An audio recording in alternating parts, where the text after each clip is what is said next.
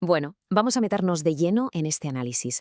Hoy tenemos entre manos una tecnología interna súper práctica, algo que viene directamente del trabajo de Mario Rodríguez Cobos, al que seguro conocéis como Silo.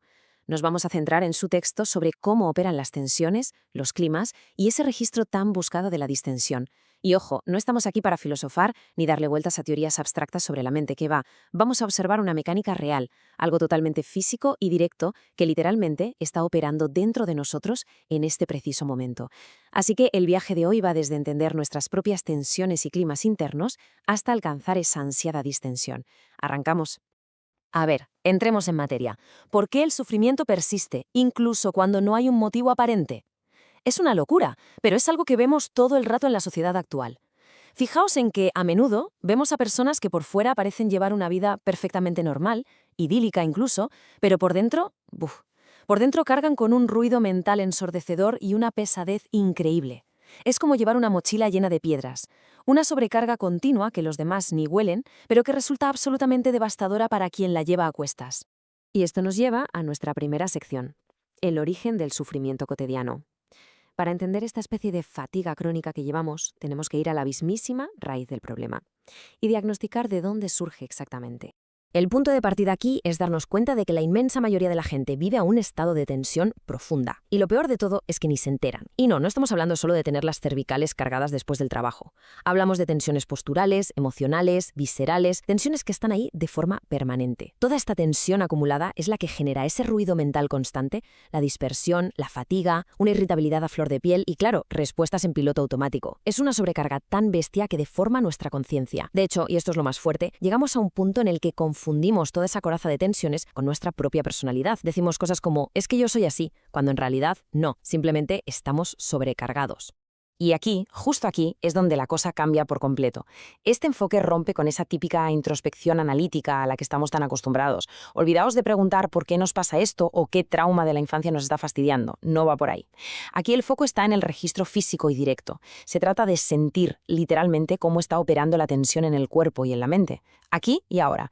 Hay que reconocerla, diferenciarla. Es fascinante darse cuenta de que la verdadera clave no es buscarle una explicación intelectual o darle 1000 vueltas a la cabeza, sino aprender a identificar las señales físicas en el cuerpo. Pasamos a la sección 2, tensiones frente a climas. Ahora, lo que resulta súper interesante de este cambio de chip es una distinción que es francamente vital para entender la psicología humana. Vamos a ver la diferencia. Por un lado, tenemos las tensiones. Estas son súper inmediatas, puramente situacionales. Pensad, por ejemplo, en un susto repentino, en un examen importante o en una bronca. ¡Bam! Ahí está la tensión y es facilísimo localizarla. Sabemos perfectamente de dónde viene. Pero por otro lado, y atención a esto porque es clave, tenemos los climas internos. Estos son diferentes, son estados difusos, como una especie de atmósfera persistente que te rodea. Tienen una inercia tremenda. Imaginaos que salimos de esa situación estresante. La tensión debería irse, ¿verdad? Pues el clima se queda. Un ejemplo clarísimo es esa tristeza de fondo que no logramos quitarnos de encima, una angustia vaga o esa sensación constante de que nada tiene sentido. Ese clima envuelve a la persona y viaja con ella a todas partes, le guste o no, y da igual lo que esté pasando a su alrededor. Para entender por qué estos climas internos nos pesan tanto, tenemos que mirar un poco bajo el capó y ver la biología de todo esto. Sección 3. El impacto de la cenestesia. Vale, la cenestesia. Suena a término médico complejo, pero en realidad es el sentido interno de nuestro cuerpo profundo. No tiene nada que ver con el tacto o la vista. Es más bien el registro de nuestras vísceras, de la presión interna, de nuestro estado orgánico y tono vital general. Y el gran desafío que tenemos aquí es que, a diferencia de cuando te das un golpe en un dedo y sabes exactamente dónde te duele, las señales de este cuerpo profundo son súper vagas. Para nuestra mente humana es casi imposible localizarlas con precisión. Y esto ilustra brillantemente lo que pasa después, cómo nuestra mente recibe estos registros cinestésicos tan vagos e incómodos desde lo más profundo y no tiene ni idea de dónde vienen exactamente, pues se lo inventa. Al no poder darles una ubicación, empieza a generar imágenes oscuras, interpretaciones súper negativas y de repente nos envuelve un clima interno de angustia difusa que parece mancharlo absolutamente todo. Y así encajan las piezas. Ese sufrimiento que creemos que es existencial, que es el peso de la vida, en realidad tiene su origen primario en una simple incomodidad física, profunda y mal traducida de nuestro propio sistema cenestésico. Increíble, ¿verdad? Y fíjate cómo cambia la perspectiva si aplicamos esto a algo tan serio y complejo como la depresión. Porque visto así, resulta súper paradójico. Desde fuera podemos ver a una persona deprimida y parece que está relajada, sin energía, con esa apatía total y los músculos caídos, pero la realidad por dentro es diametralmente opuesta. Internamente lo que hay es una contracción tremenda, es una tensión crónica y extrema que se ha quedado totalmente bloqueada en ese nivel cenestésico profundo del que hablábamos. O sea, bajo esta lupa, la depresión no es una falta de tensión, que va, es una tensión tan brutal, tan masiva y bloqueada, que hace que el sistema exterior simplemente colapse. Bueno, ya hemos diagnosticado el problema, ya vemos cómo estos climas nos arrastran, así que vamos a la parte práctica, a la solución. Sección 4. La distensión como evento físico. ¡Plac! Se suelta la tensión. Silo usa exactamente esta onomatopeya, y la verdad es que es súper reveladora. Porque la distensión de verdad, la genuina, no es una creencia mística, ni es repetirse mentalmente todo va a salir bien, no. Es un acontecimiento psicofísico real. Es literalmente un clic interno, un plac súper concreto en el cuerpo que te da un alivio instantáneo. Y todo el trabajo que estamos analizando hoy tiene un único objetivo, que aprendamos a provocar nosotros mismos ese momento exacto y físico de liberación.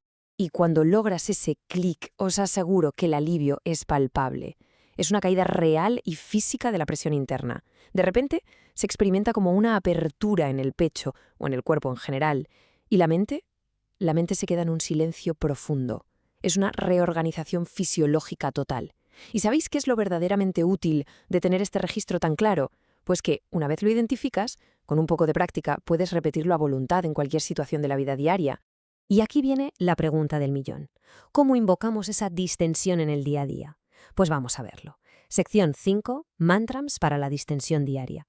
A ver, cuando el autor habla de mantras, vamos a dejarlo claro desde el principio. No estamos hablando de sentarnos a hacer cantos místicos o exóticos, para nada. Hablamos de disparadores psicológicos, de códigos internos muy de andar por casa. Por ejemplo, decir en voz baja, venga, vamos de nuevo. O ese suspiro larguísimo que todos soltamos frente al ordenador sin darnos cuenta. O incluso aclararse la garganta. O simplemente cambiar de postura en la silla. Son anclajes, son pequeños códigos que nos ayudan a organizar la atención y preparan al cuerpo para responder de otra manera. Si usamos estos disparadores de forma consciente, podemos provocar nosotros mismos esa caída de tensión física de la que hablábamos hace un momento. Vamos a ver cómo se construye esto para convertirlo en un hábito de verdad. Buscamos automatizar un ciclo de 3 pasos muy sencillos. Paso 1. Detectamos que la tensión empieza a subir. Paso 2. Tiramos de nuestro mantra o disparador personal, por ejemplo, soltar el aire de golpe y aflojar los hombros. Paso 3. Plac. Ocurre la distensión refleja. El truco aquí es entrenar y repetir este ciclo hasta que salga solo, hasta que se vuelva totalmente instintivo cada vez que sintamos la presión de lo cotidiano.